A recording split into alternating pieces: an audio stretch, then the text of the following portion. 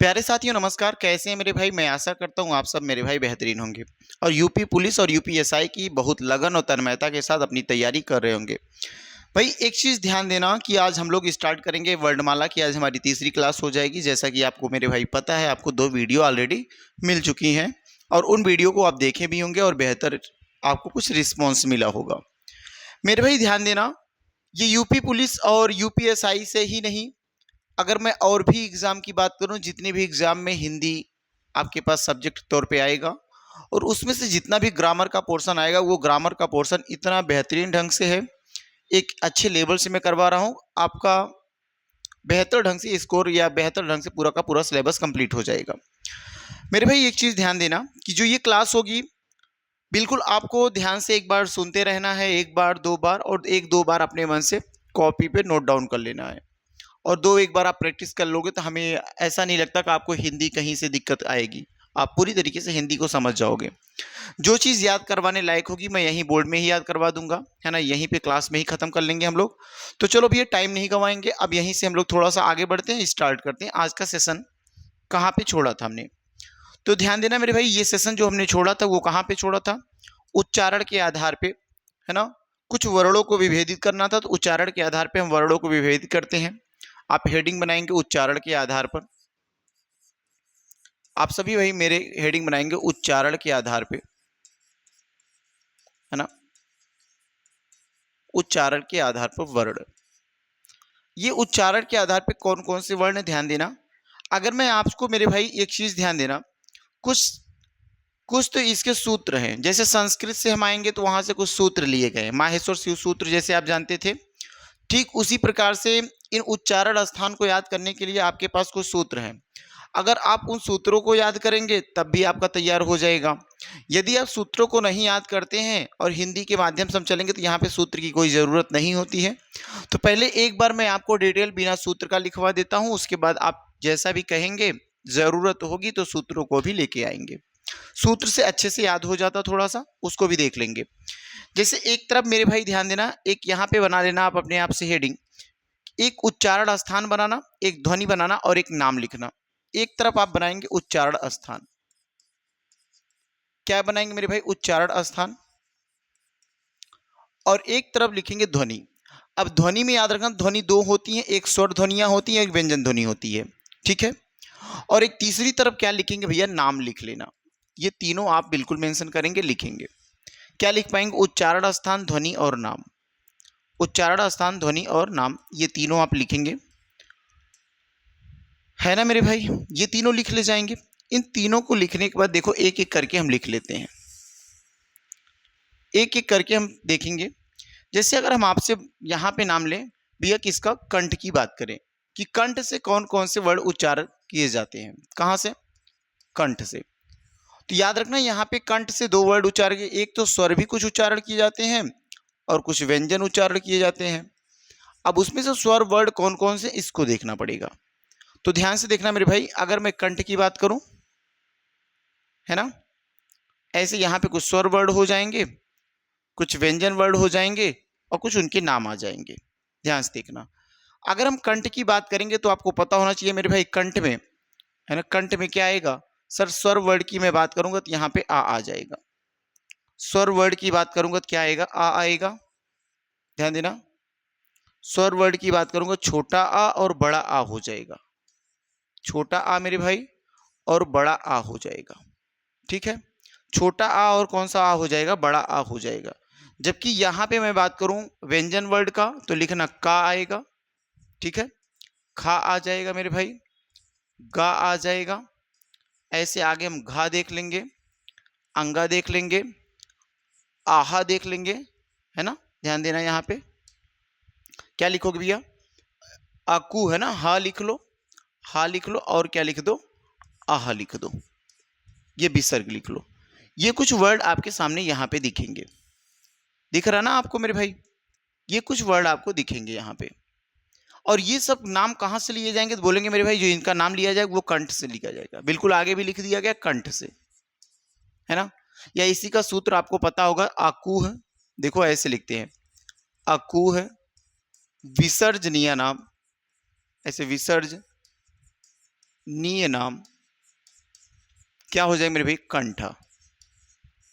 यहां से आप देखेंगे आ से क्या निकल गया, आ और आ निकलेगा, ठीक है। अगर यहां से आगे हम देखेंगे मेरे भाई का से, तो का से सर का वर्ग निकलता है, और का वर्ग में 5 अक्षर हो जाएंगे। कौन कौन से, का आ जाएगा, खा आ जाएगा, गा आएगा, घा आएगा, और कौन आएगा, अंगा आ जाएगा, ठीक है। और देखो विसर्ज, ये यहां से याद रखना विसर्ज, यहाँ देखो मेरे भाई और क्या वर्ड है, यहाँ पे हा है, हा है। और ये देखो विसर्ग, तो यहाँ पे विसर्ग, और विसर्ग आपको पता है कौन सा है, तो मेरे भाई विसर्गी ये वाला है। तो इस तरीके से आप किसको याद कर पाएंगे, इस तरीके से मेरे भाई कंठ को याद कर पाएंगे। तो ये कंठ के कुछ सूत्र हो सकते हैं, अकु विसर्जनीय नाम कंठा। दूसरा आप लिखेंगे कंठ के बाद क्या लिखेंगे, तालु को। कंठ के बाद मेरे भाई क्या लिखेंगे, तालु को लिखेंगे। ध्यान से देखना तालु को क्या लिखोगे, यहाँ पे लिखना तालु। और तालु में कौन कौन से वर्ड आएगा, एक तो अगर हम बोलेंगे यहाँ पे स्वर में, तो ई और बड़ी ई आएगा, छोटी ई और बड़ी ई आ जाएगा। और इसमें देखो क्या आता है मेरे भाई, यहाँ चा वर्ग पूरा आएगा, च, छ, ज, झ, इया आएगा। और उसके बाद देखो या और क्या आता है, सा आता है। या और क्या आएगा मेरे भाई, सा आएगा। और इनका उच्चारण स्थान क्या हो जाएगा, तो सर इनका उच्चारण स्थान तालव्य हो जाएगा, इनका उच्चारण स्थान तालव्य हो जाएगा। अगर मैं इसको आपको इसको भी बताना चाहूँ तो आप ध्यान से देखना, इसी को लिखते ना ईचू यसा नाम तालु। क्या लिखते हो, ईचू यसा नाम तालु, ईचू ऐसा नाम तालु। कैसे इसको डिटेल करते हैं, ध्यान से देखना। अगर इसको मेरे भाई तोड़ो तो ई से क्या निकलेगा, तो ई से मेरे भाई छोटी ई और बड़ी ई हो जाएगा। और देखो ये चा से क्या समझ में आएगा, चा वर्ग। इस चा से क्या समझोगे, चा वर्ग। और चा वर्ग में कौन आएगा, चा आएगा, च, छ, ज, झ, और क्या मेरे भाई इया है। ये 5 वर्ड यहां से हो जाएंगे। या देखो है, इस या को रखना, और ये देखो बड़ा वाला सा, इसको रखना, इसी को तालव्य सा बोलते हैं। इस तरीके से आप इनको भी याद कर सकते हैं, कोई दिक्कत नहीं है। ये हो जाएगा तालु से। बात हमारी समझ में आई होगी ना। ये तालु से कुछ वर्डों का उच्चारण हो जाएगा, तो इचू ऐसा नाम तालु या अको विसर्जनीय नाम कंठा, तो दोनों याद कर सकते, तो कोई फर्क नहीं पड़ता, ठीक है ना। अगर मैं इसको देखो ध्यान से, इसको ऐसे ही रख देता हूं छोटा सा थोड़ा करके, आप देख लेना, नहीं तो इसका डिटेल में करके दिखा दूंगा आपको, इसका डिटेल में आपको करके मेरे भाई दिखा दूंगा। ध्यान देना, इसका डिटेल में आपको दिखा सकता हूं। एक क्लास और इसकी बना लेंगे और इसको पूरा डिटेल ही कर लेंगे, ध्यान से देखना।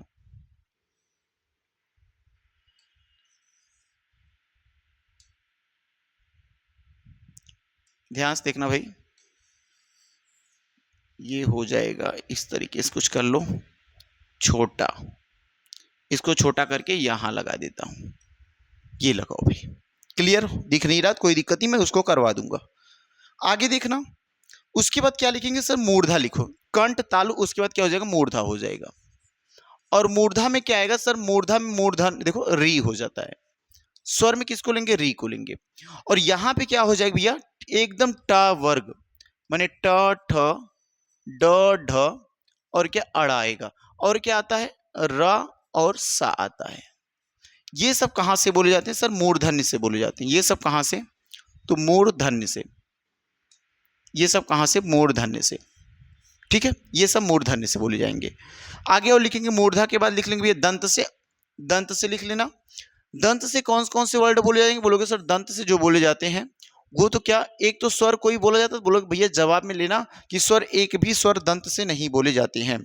दांत से एक भी स्वर नहीं बोले जाते हैं। दांत से क्या बोले सर, ताव वर्ग बोला जाएगा पूरा। कौन सा, ताव वर्ग, त, थ, द, ध, और ये न। और यहीं पे देखो क्या आएगा, त, थ, द, ध, न, और देखो ला आता है, और क्या हो जाएगा मेरे भाई, सा हो जाएगा। और इनका उच्चारण स्थान क्या हो जाएगा, तो इनका उच्चारण स्थान दंतव्य है। इनका उच्चारण स्थान क्या होगा मेरे भाई, इनका उच्चारण स्थान दंतव्य हो जाएगा। लास्ट इसमें से देखेंगे, इसी का थोड़ा सा और आगे बढ़ेंगे भैया, क्या हो जाएगा, नास, ओठ, ओष्ठ लिख लो, ओष्ठ लिखना। और ओष्ठ में क्या होगा, ओष्ठ में भैया कोई स्वर है, हाँ भैया ओ, देखो ऊ और बड़ा ऊ हो जाएगा। जबकि यहाँ पे आऊंगा भाई, ध्यान देना थोड़ा सा, यहाँ देखो मेरे भाई जगह कम है, तो यहाँ पे आप लिखेंगे पाव वर्ग पूरा। क्या है, पा वर्ग, और इनका सबका सब उच्चारण कहाँ पे है, तो मेरे भाई सबका सब उच्चारण स्थान ओष्ठ से हो जाएगा। ध्यान से देखो, इतनी बात आप नोट करो, इसके बाद थोड़ा सा हम और आगे बढ़ते हैं, 2-3 पॉइंट इसके और लिखते हैं। ध्यान देना, इतना आप लिखना, इसके आगे मैं थोड़ा सा और बढ़ता हूं।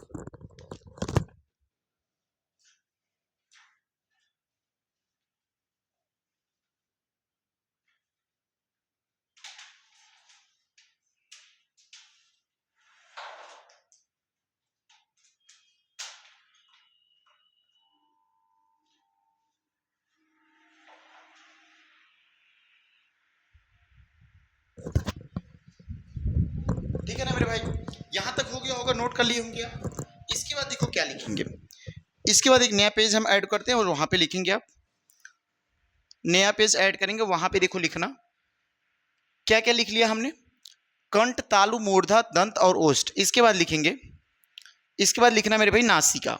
नासिक वर्ड कौन कौन से उसको लिख लेंगे। नासिका में एक नासिका लिखना, और नासिका कोई स्वर होता तो बोलोगे सर नासिका जो होते हैं ये स्वर वर्ड, यहां पे मैं लिख सकता हूं स्वर, और इधर एक हेडिंग बना लो व्यंजन, स्वर और भैया व्यंजन, ठीक है, दिक्कत नहीं होगा। यहां पे नाम है और यहां पे उच्चारण, ये उच्चारण, और ये जो दोनों है वो क्या, ध्वनियां हैं, ठीक है। अब ध्यान से ना, नासिका वर्ड यहाँ पे हेडिंग में है, क्या नासिका से कौन कौन से बोले जाएंगे सर, एक भी स्वर नासिका से नहीं बोले जाते, एक भी स्वर का उच्चारण नासिका से नहीं होता, और नासिका से होता तो आपको पता होगा इमंगर्णम, है ना, क्या होगा, इमंगर्णम हो जाएगा। एक तो देखो यहाँ पे अंग, फिर इया, अड़ा, इया हो जाएगा, अड़ा हो जाएगा, ना हो जाएगा, माँ हो जाएगा। ये सब किसके अंतर्गत रखें, व्यंजन में रखते हैं, और ये सब कैसे हैं, नासिक वर्ड हैं। कहाँ से उच्चारण, नासिका से होता है ना, नासिक वर्ड है ये सब, इनका उच्चारण नाक से होता है। जब भी हम बोलते हैं आवाज़ हमारी जब नाक से निकलती पतली होके, उसी को नासिक वर्ड बोलते हैं। आगे लिखेंगे एक और वर्ड नासिका के बाद क्या लिखेंगे, तो लिखेंगे मेरे भाई कंठ तालु। बहुत ही गजब, ये वाला बात याद रखना, कंठ तालु कैसे बना इसको मैं आपको बताऊंगा, ये बेहतरीन सवाल बनाएगा कंठ तालु। और कंठ तालु में कोई स्वर वर्ड होता है तो बोलोगे बिल्कुल मेरे भाई स्वर वर्ड होगा, ए होता है और ए होता है। क्यों ऐसा हुआ ए और ए को कंठ तालु बोले, ध्यान से देख लेना, मैं इसको थोड़ा सा मिटा दूंगा बाद में। जैसे मैं लिखा यहाँ पे देखो ए कैसे बना, तो अभी हमने आपको संधि स्वर में पढ़ाया था कि सर आ और ई के मिलने के बाद किसका निर्माण होता है, ए का। आ और ई के मिलने के बाद ए का निर्माण होता है, और अभी आपने देखा सर आ का उच्चारण स्थान अकु विसर्जनीय नाम कंठा, तो इसका उच्चारण स्थान कंठ है, और इचु ऐसा नाम तालु, तो इसका उच्चारण स्थान तालु है। और दोनों से मिलके मेरे भाई, दोनों से मिलके क्या बना हुआ, तो ए बना हुआ है, इस वजह से इसका उच्चारण स्थान ही क्या बोलते हैं, कंठ तालु बोलते हैं। इस वजह से इसका उच्चारण स्थान क्या बोलोगे भाई साहब, ये कंठ तालु बोलते हैं। इसमें कोई भी व्यंजन वर्ड नहीं होता है, और इसका अगर हम बोलें तो कंठ तालव्य बोलते हैं। क्या लिखोगे, कंठ तालव्य, इसको लिख लेंगे कंठ तालव्य, ठीक है। आगे लिखेंगे एक और लिखना कंठोष्ठ। कंठोष्ठ में कौन कौन आएगा, तो आप बिल्कुल पकड़ पाएंगे मेरे कंठोष्ठ। कंठोष्ठ में आप लिखेंगे ओ और औ को, ओ और किसको मेरे भाई, औ को। ओ कैसे बना हुआ इसको देख लेते हैं। अगर मैं ओ की बात करूंगा भैया, ओ जो है वो कैसे बनता है, तो बोलोगे सर आ और ऊ के मिलने के बाद ओ का निर्माण होता है ना। और यहाँ पे देखो क्या होगा, आ और ऊ के मिलने के बाद इसका निर्माण होता है। आ किससे बोला जाता है सर, आ कंठ से बोला जाता है, और ऊ सर ऊ पद्मिनी नाम ओष्ठ हो, तो ओ से ओष्ठ से बोला जाता है, जिस वजह से इसको हम बोल सकते हैं कंठोष्ठ। क्या बोलते हैं, कंठोष्ठ। कोई व्यंजन वर्ड सर, कोई भी व्यंजन वर्ड नहीं बोला जाता, इसका नाम क्या आएगा, कंठोष्ठ। क्या नाम आएगा, कंठोष्ठ। कहाँ से उच्चारण किया जाएगा, तो बोलोगे सर कंठोष्ठ से उच्चारण किया जाएगा, ठीक है ना। आगे बढ़ चले मेरे भाई, एक और लिखना दंतोष्ठ। एक और लिखना दंत प्लस ओष्ठ। दंत और ओष्ठ से कौन बोले जाते हैं सर, वकारस दंतोष्ठ, व आकार वाले, कोई इसमें नहीं आएगा। व और कौन, फा, व और फा, ये कहां से सर, वकारस दंतोष्ठ से, दंतोष्ठ। बिल्कुल ही आप लिख पाए होंगे, यहां तक मेरी बात समझ भी पाए होंगे, तो दिक्कत नहीं आई होगी मेरे भाई, इतना आप कर ले जाओगे, कोई दिक्कत नहीं आएगी। नहीं तरीका याद है तो कुछ और तरीके जैसे ट्रिक्स से याद कर लेते हैं। क्या ट्रिक्स से याद कर लेते हैं? KTM 2 बोलते ना, KTM, है ना, डी और ये देखो होता है क्या? ओस्ट, तो इस ओस्ट को बोलते हैं क्या? ओ। ठीक है, ये KTM 2 से भी याद कर सकते हो। KTM 2 कैसे याद होगा? ध्यान से देखना सर। K से कंठ, T से तालु, M से मूर्धा, D से दंत और O से ओष्ठ हो जाएगा। जैसे आप जानते हो मेरे भाई, एक चीज और आप जानते हो क्या, कि अगर मैं आपसे बोलूं ये कैसे याद हो पाएगा, तो याद रखना कैसे याद कर पाओगे। जैसे अगर लिख दिया जाए यहाँ पे, जैसे यहाँ लिख दिया जाए का, है ना, का लिखते हो, का ख ग घ अंग, ऐसे आप लिखते हो च छ ज झ, यहाँ लिखते हो मेरे भाई। ऐसे आप लिखते हो ट ठ ड ढ, अड़ा लिखते हो। फिर ऐसे त थ द ध ना लिखते हो। फिर मेरे भाई ऐसे प फ ब भ मा लिखते हो।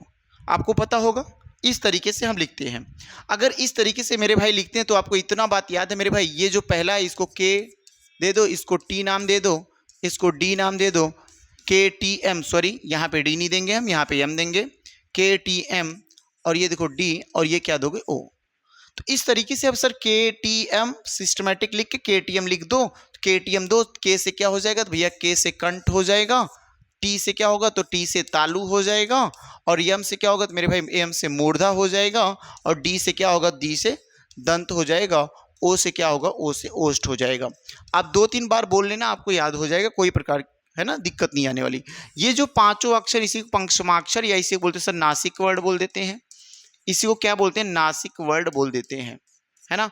यहाँ पे और क्या सर? आकु विसर्जनीयम, आ और आ आता है ना, का हा आता है और विसर्ग आता है। इचु यसा नाम तालु, या आता है और सा आता है। ठीक है, और यहाँ पे देखो रीटू रसा नाम मूर्धा, री आएगा। ठीक है, और यहाँ पे रीतु लसा नाम, यहाँ पे कोई दंत में कोई भी स्वर नहीं होता। और अगर हम ओष्ठ की बात करेंगे सर, उ और उ आता है, उ और उ आता है। इतनी बात आपको क्लियर है। अब ध्यान से देखना, आप ये भी चीज जानते हो मेरे भाई, क्या क्या स्वर बच रहा है? बोलोगे ए बच गया, ए बच गया, ओ बच गया, और कौन बच गया? औ बच गया, है ना। ए बच गया, ए बच गया, ओ और बच गया। ये सब कहां से आएंगे सर? आ और ई से। तो आ देखो, आ है ये, और ये ई है, सॉरी यहां कहीं लिख दी, अच्छा ई वर, ये ई यहीं रहेगा, ई और ई, ठीक ना। ये देखो दोनों यहां से लिए सर, ये कंठ ये तालु, कंठ तालु हो जाएगा। कंठ और भैया ओष्ठ, ओष्ठ कहां से बने? ऊ से। ऊ देखो ओष्ठ है, तो आ और ऊ के मिलने के बाद, ये आ प्लस ऊ के मिलने के बाद ओ बनता है, तो आ भैया कंठ हो जाएगा, और ऊ क्या हो जाएगा? ओष्ठ हो जाएगा। और इस तरीके से इसका नाम क्या बोलते हैं? कंठोष्ठ बोल देते हैं। तो ये तो बेहतरीन तरीके से आप कर ले जाएंगे, कोई दिक्कत नहीं होगी आपको, है ना। इस तरीके से आप याद कर सकते हैं, 1-2 बार लिख करके भी याद कर लेंगे, कोई समस्या आपको नहीं होगी यहां तक। एक अगली हेडिंग, एक छोटी सी और यहीं पे हम कहानी बना लेते हैं, छोटा सा लिख लो आप। इन सबको एक एक वे में कर लेते हैं, एक सीरियल में कर लेते हैं। कैसे? ध्यान से देखना। जैसे मैं एक एक वर्ड को लिख दूं, जैसे कंठ स्वर, आपसे पूछू कंठ स्वर, कंठ स्वर कौन कौन से हैं? ठीक है, एक दूसरा मैं आपसे मेरे भाई पूछ लेता हूं, क्या तालव्य स्वर कौन कौन से हैं? तालव्य स्वर कौन है? तालव्य स्वर की बात करूं, ठीक है ना, आप समझ पा रहे होंगे। और देखो क्या अगला लिख सकता हूं सर, मूर्धन्य स्वर, मूर्धन्य स्वर हो जाएगा, मूर्धन्य स्वर। एक और लिखना मेरे भाई ओष्ठ स्वर, एक अगला लिखना ओष्ठ स्वर, ठीक है, ओष्ठ स्वर हो जाएगा। अच्छा और कुछ बचा हुआ है तो और लिखेंगे क्या भैया? कंठ तालव्य स्वर लिख लो, पांचवा कंठ तालव्य स्वर, कंठ तालव्य स्वर। छठा लिख लेंगे आप, है ना, कंठोष्ठ स्वर। क्या लिखेंगे? कंठोष्ठ स्वर। क्या लिखेंगे भाई? कंठोष्ठ स्वर, कंठोष्ठ स्वर, ठीक है। इस तरीके से आप लिखेंगे। अब ध्यान देना, स्वर, कंठ स्वर क्या है? यहां पे अगर हम कंठ स्वर की आपसे बात करेंगे तो मेरे भाई याद रखेंगे, कंठ स्वर में आप क्या लिखेंगे? आ और बड़ा आ लिखेंगे, है ना। और तालु में क्या लिखेंगे सर? छोटी ई और बड़ी ई लिख देंगे, ठीक है। और यहां पे मूर्धन्य में सर री आता है, ठीक है। ओष्ठ में क्या लिखोगे बताओ अब। ऊ पद्मिनिया नाम ओष्ठ, ऊ और ऊ लिखेंगे, ठीक है, बिल्कुल, बहुत बढ़िया, है ना। कंठ तालु में क्या लिखो सर, कंठ तालु में आ और ई के मिलने के बाद कंठ बनता, तो ये हो जाएगा ए और कौन, ए और कौन मेरे भाई, अय बनेगा, ठीक है। कंठ ओष्ठ स्वर सर, ओ और औ हो जाएगा, ओ और कौन हो जाएगा, औ हो जाएगा, ओ और औ हो जाएगा। इस तरीके से बना ले जाओगे ना, देखो एक बार, इतनी बात आप बनाना और बताना। अगर यहीं से सवाल बने भैया उच्चारण के आधार पर स्वरों को कितने भागों में बांटा गया है, एक सवाल देखो यहां से मैं बनाऊं आपको, प्रश्न यहां से दे दूं, क्या उच्चारण के आधार पर, उच्चारण के आधार पर, उच्चारण के आधार पर स्वरों को कितने भागों में बांटा गया है, कितने भागों में बांटा गया है। उच्चारण के आधार पर स्वरों को कितने भागों में बांटा गया, तो इसका जवाब निकल के आएगा सर उच्चारण के आधार पर स्वरों को कितने भागों में बांटा गया, बताना भाई। उच्चारण के आधार पर कितने भागों में बटा है, ये आप बताएंगे, ये आप बताएंगे। तो बोलेंगे सर ये देखो काउंट कर लो, 1 2 3 4 5 6, कितने भागों में, 6 भागों में। कितने भागों में मेरे भाई, 6 भागों में। उच्चारण के आधार पर 6 भागों में बांटा गया, किसको, स्वरों को बांटा गया है ना। कितने भागों में, 6 भागों में, ठीक है। ध्यान से देख लो, अब यहां तक क्लियर हुआ कि नहीं, बताओ भाई यहां तक क्लियर हुआ कि नहीं हुआ, आप यहां तक मेरी बात समझ पाएंगे, आगे बढ़ते हैं। अब लिखेंगे मुख खुलने के आधार पे, अब विपरीत समृद्ध, अर्ध विपरीत, अर्ध समृद्ध, ये जो चीज पढ़ते हो उसको हम पढ़ लेते हैं, थोड़ा सा उसको भी थोड़ा सा पढ़ लेते हैं। एक हेडिंग बनाएंगे आप, क्या लिखेंगे, मुख खुलने के आधार पर, एक हेडिंग बनाएंगे, मुख खुलने के आधार पर, मुख खुलने के आधार पर, मुख खुलने के आधार पर स्वरों के भेद। तो मुख खुलने के आधार पे देखेंगे कौन कौन से होंगे। सबसे पहला आप लिखेंगे मेरे भाई समृद्ध स्वर, कौन लिखेंगे, समृद्ध स्वर। मुख खुलने के आधार पे कौन सा स्वर आएगा, समृद्ध स्वर। और समृद्ध स्वर की अगर हम आपसे संख्या पूछेंगे तो जवाब क्या देंगे आप, अगर मैं आपसे मेरे भाई समृद्ध स्वर की संख्या पूछूं तो आप क्या जवाब देंगे, तो बोलेंगे भैया समृद्ध स्वर की जो संख्या होती है वो 4 होती है। समृद्ध स्वर की संख्या कितनी होती है भैया, 4 होती है ना। इसकी परिभाषा लिखें तो ऐसे स्वर वर्ड है जिनके उच्चारण में हमारा जो मुख है वो ना के बराबर खुलता है। समृद्ध स्वर में, समृद्ध स्वर के वर्णों का उच्चारण जब हम करते हैं तो हमारा जो मुख है वो बिल्कुल ना के बराबर खुलता है। तो आप इस बात को लिख सकते हैं कि वे स्वर जिनके उच्चारण में, वे स्वर जिनके उच्चारण में, वे स्वर जिनके उच्चारण में, वे स्वर जिनके उच्चारण में मुख ना के बराबर खुलता है, मुख ना के बराबर, मुख ना के बराबर खुलता है, मुख ना के बराबर खुलता है, उसे समृद्ध स्वर कहते हैं। उसे क्या कहते हैं, उसे समृद्ध स्वर कहते हैं। अगर समृद्ध स्वर की संख्या पूछा जाए तो भैया समृद्ध स्वर की संख्या कितनी होती है, 4 होती है। वो कौन कौन से होंगे समृद्ध स्वर, तो बोलोगे सर एक ई है, एक बड़ी ई है, एक छोटा ऊ है और एक क्या, बड़ा ऊ है। ये समृद्ध स्वर की संख्या है, ये समृद्ध स्वर है। एक अगला लिखेंगे आप विवृत स्वर, है ना, विवृत स्वर। यही दोनों में अंतर देखना आप, एक तो विवृत स्वर है, एक समृद्ध स्वर। समृद्ध स्वर में जो होता मुख बिल्कुल ना के बराबर खुलता, मतलब खुलवा ही नहीं करता। समृद्ध स्वर में मुख ना के बराबर खुलता है, जबकि वही मैं विवृत स्वर की बात करूंगा तो मेरे भाई विवृत स्वर में मुख पूरी तरीके से खुल जाता है। तो यहाँ पे आप लिख पाएंगे जिसके उच्चारण में मुख पूरा खुल जाता है, यहाँ इसकी परिभाषा लिख पाएंगे, जिसके उच्चारण में, जिसके उच्चारण में, जिसके का मतलब जिस वर्ड के उच्चारण में, ऐसा भी लिख सकते हो, जिस वर्ड के उच्चारण में मुख पूरी तरीके से खुल जाता है, पूरी तरह से खुल जाता है, मुख पूरी तरीके से खुल जाता है मेरे भाई, उसे क्या कहते हैं, तो उसे विवृत स्वर कहते हैं। और विपरीत स्वर की जो संख्या होती है वो कितनी होती है? बोलोगे सर विपरीत स्वर की संख्या बताओ, आप बताओ कितनी होती है? तो मैं बताता हूँ भैया 1 होती है। और विपरीत स्वर है कौन सा? तो बोलेंगे भैया सर विपरीत स्वर कौन सा है? तो बड़ा आ हो जाएगा। विपरीत स्वर कौन सा हो जाएगा? बड़ा आ हो जाएगा, बड़ा आ हो जाएगा। ठीक है, एक तो समृद्ध पढ़ा जिसमें ना के बराबर मुंह खुलेगा। कौन कौन से वर्ड आएंगे? 4 आएंगे, ई उ और उ। जबकि मैं विपरीत स्वर की बात करूंगा, सर बोलोगे विपरीत स्वर में पूरी तरीके से मुंह खुल जाता है, और जब मैं आ का उच्चारण करता हूं तो भैया मेरा मुंह पूरी तरीके से खुल जाता है। ठीक है, आगे हेडिंग बनाएंगे अर्ध समृद्ध स्वर। अर्ध देखेंगे, अर्ध समृद्ध स्वर। ध्यान से देखना, ये अपने आप में एक बेहतरीन परिभाषा होगी।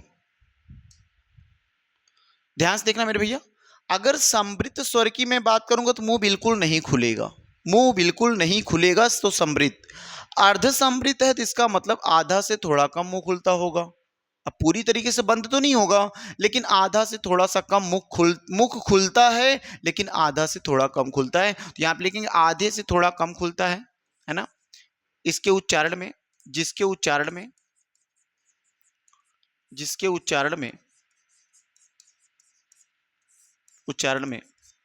मुख जिसके उच्चारण मुख आधे से कम खुलता है, जिसके उच्चारण में मुख आधे से कम खुलता है। अगर इसकी मैं संख्या आपसे पूछूंगा तो भैया 2 संख्याएं हो जाएंगी। एक कौन होता है? इसकी संख्या की मैं बात करूंगा, 2 संख्या है। एक होता ए और एक कौन होता ओ। एक होता ए और एक होता मेरे भाई ओ। एक और हेडिंग यहीं पे लिखेंगे, अर्ध विपरीत। समृद्ध हो गया, अर्ध विपरीत लिख लो। अर्ध विपरीत में क्या होता है उसको लिख लेंगे, अर्ध विपरीत स्वर। अर्ध विपरीत स्वर। और अर्ध विपरीत स्वर देखो क्या है?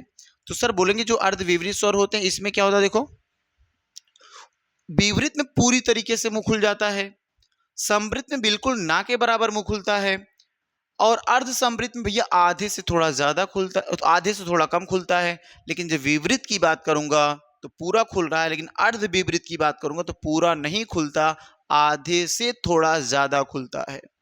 वो आधे से कम था, ये आधे से ज्यादा है। तो लिखेंगे जिसके उच्चारण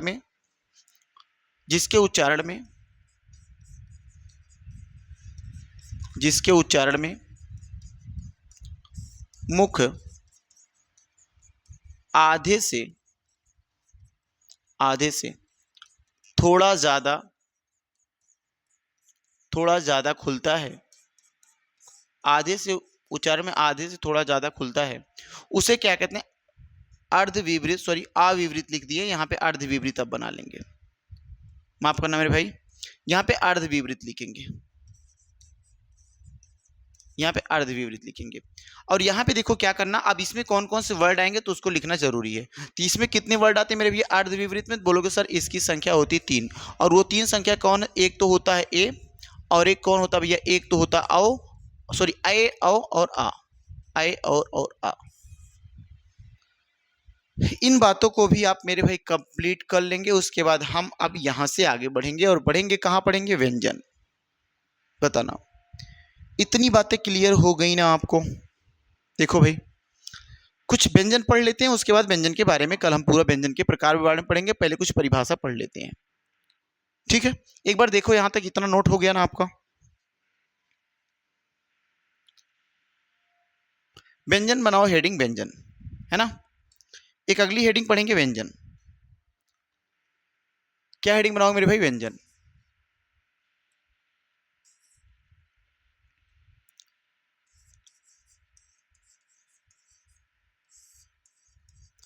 चलो, अब सबको परिभाषा पता है इसकी, बहुत पहले से पढ़ते आ रहे हैं भैया, कि वे वर्ड जिनका उच्चारण स्वतंत्र रूप से नहीं होता उसे व्यंजन कहते हैं। या वे वर्ड, है ना, वे वर्ड जिनके उच्चारण में स्वरों की सहायता लेनी पड़ती है, या जिन वर्णों के उच्चारण में स्वरों की सहायता लेनी पड़ती है, उन्हें हम व्यंजन वर्ड कहते हैं। इसकी मैं अगर आप डिफिनीशन लिखना चाहूँ तो वे वर्ड जो स्वतंत्र रूप से नहीं बोले जाते हैं, वे वर्ड जो स्वतंत्र रूप से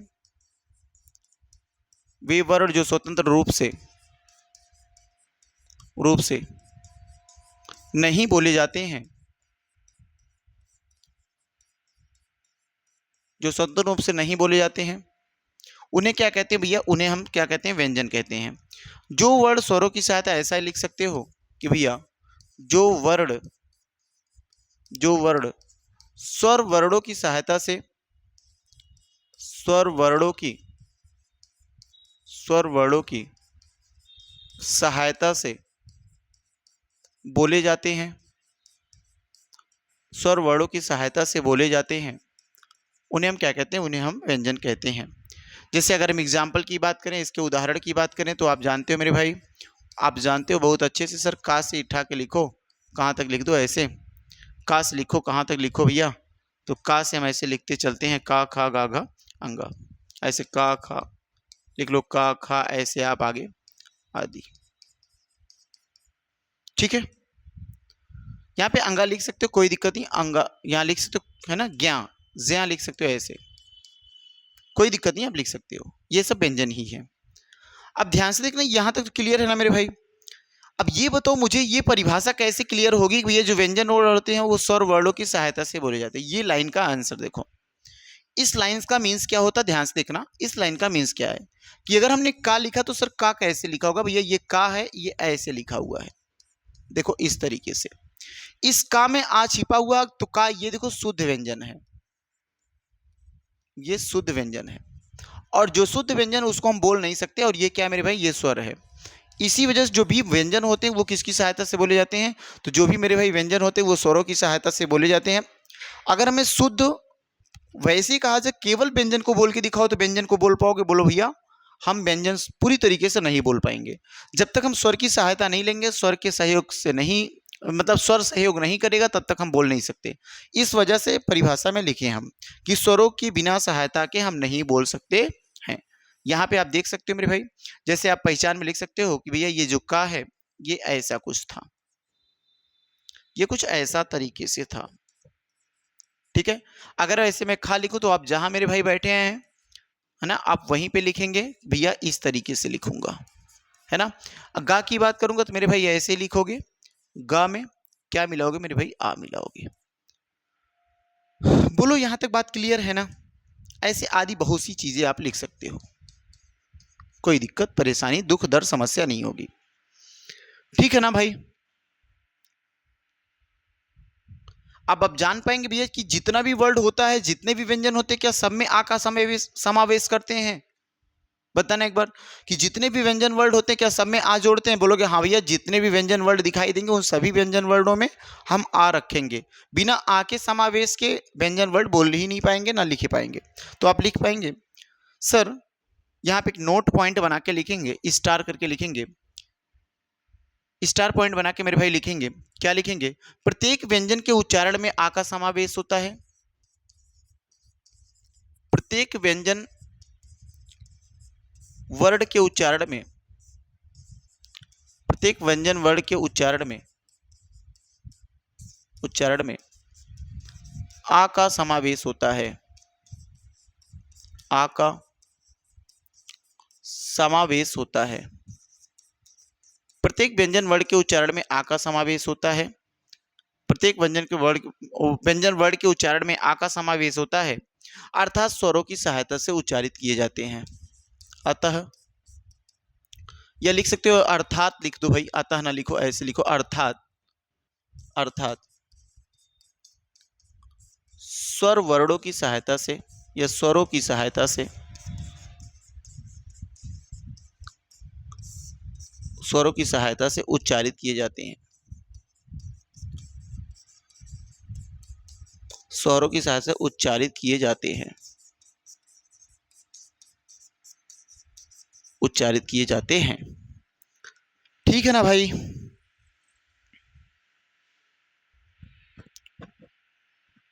क्लियर ना यहां तक, आगे बढ़े, और एक आध पॉइंट लिखो इसमें, लिखो भैया इसमें एक आध पॉइंट और लिखो, स्वरों पर हलंत नहीं लगा होता, स्वर वर्णों पर, स्वर वर्णों पर, स्वर वर्णों पर हलंत नहीं होता है, स्वर वर्णों पर मेरे भाई हलंत नहीं होता है ना, स्वर वर्णों पर हलंत नहीं होता है, यदि किसी वर्ड पर हलंत लगा होगा, अगर किसी वर्ड पर हलंत लगा होगा तो वो स्वर रूप या उसमें अर्ध स्वर माना जाएगा, है ना।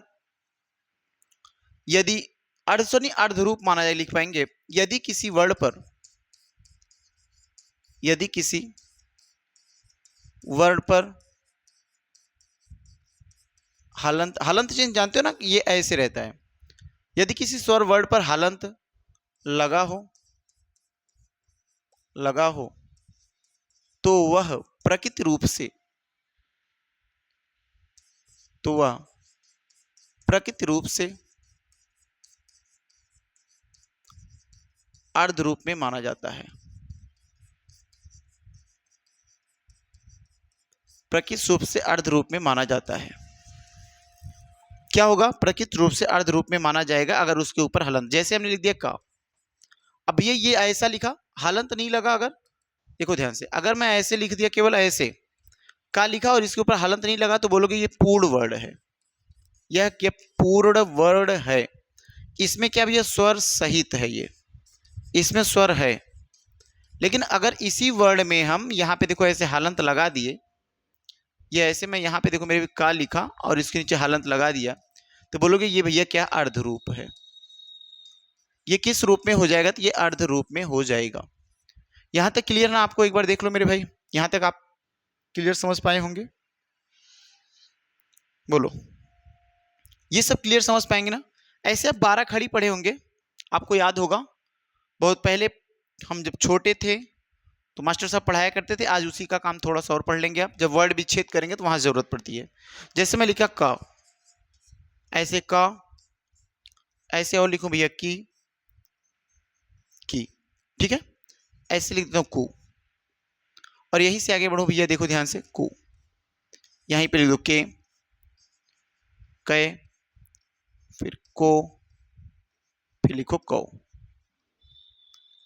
लिख ले जाओगे ना इतनी बात आप? बोलो,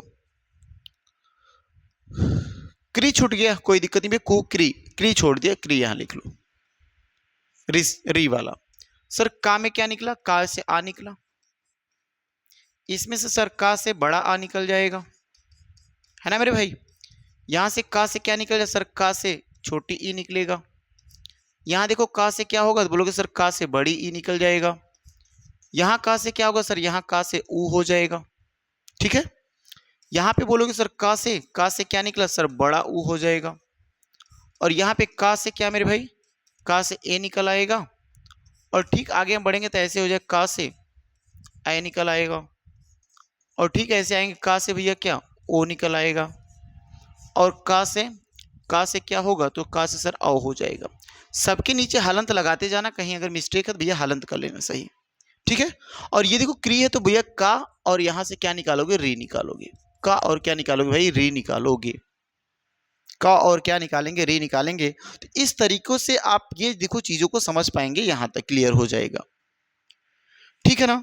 बहुत लंबी वीडियो नहीं रखेंगे, बस एक छोटी छोटी ही वीडियो रखेंगे ताकि आप आराम से चीजों को कंप्लीट करते जाएं। और देखो डे वाइज डे भैया खत्म करें तो व्यंजन के प्रकार पे आ गए हैं हम, व्यंजन का प्रकार। और इस व्यंजन के प्रकार को मैं अगली वीडियो में आपको दूंगा। तब तक की जो भी ये वीडियो है, तब तक इसको आप 2 क्लास 3 क्लास जो भी हो रहा है, आज हमारी ये तीसरी क्लास है, इस क्लास को आप करेंगे। और इस चीज को बिल्कुल मेरे भाई याद रखना कि इनको हमको डेली का डेली बेसिस पे याद कर लेना है। अब डेली जब तक आप पुरानी चीज नहीं याद करेंगे, अगली चीज आपको कम समझ में आएगी। और यही सबसे के साथ होता है ना, हर एक बच्चे के साथ, हर एक भाई के साथ यही होता है कि हम लिख लेते हैं, पढ़ लेते हैं, कॉपी में लिख करके छोड़ देते हैं। आगे मुझे पढ़ने से पहले क्या पुरानी चीजें हमें तैयार हैं? अगर मेरे भाई पुरानी चीजें नहीं तैयार है तो आगे की चीजें कम समझ में आएंगी, ठीक है। जैसे अभी आप समृद्ध, विवृद्ध, अर्धविवृद्ध, अर्ध समृद्ध ये सब नहीं पढ़े, तो अभी हम व्यंजन के भी भेद पढ़ेंगे। और व्यंजन के भी भेद कुछ होंगे, तो वो व्यंजन के भेद और स्वर के भेद में आप वहीं फंस जाएंगे। इसी कारण मैं कहता हूं कि आप जितना भी पढ़ रहे हैं उन सभी चीजों को डेली बेसिस पे, है ना, जैसा भी पढ़ रहे हैं डेली बेसिस पे मेरे भाई उन सबको याद करते हुए आगे बढ़ेंगे। 1-2 बार प्रैक्टिस भी कर लेंगे, फिर आगे बढ़ेंगे। और डेली की डेली क्लास आप, मेरी क्लास आपको कम बेहतर लग रही है, कम अच्छी लग रही है, मेरे भाई उसको क्या करना, डेली पढ़ के तो छोड़ सकते हो, नोट्स नहीं बनाने का मन करा तो मत बनाओ, आप एक बार क्लास को देख करके छोड़ दो, एक बार 2 बार 3 बार ट्राई करो, क्लासों को देखो और छोड़ दो, है ना मेरे भाई। तो ये चीजें आपको क्लियर हो गई होंगी, किसी भी भाई को दिक्कत नहीं हुई होगी, इतनी क्लासें हो गई हैं। और मेरे अगर इन सभी क्लासों की पीपीटी आपको चाहिए, पीडीएफ आपको मेरे भाई चाहिए, तो आप बिल्कुल एक चैनल को आप सब्सक्राइब कर लेंगे और इस नंबर पे आप बिल्कुल मेरे भाई व्हाट्सअप कर सकते हैं। और इस व्हाट्सएप से आपको देखो क्या किया भैया, जितना भी बोर्ड की जितनी भी पीडीएफ है सब की सब सेंड कर दी जाएगी, है ना, जितनी भी पीडीएफ है वो सब सेंड कर दी जाएगी।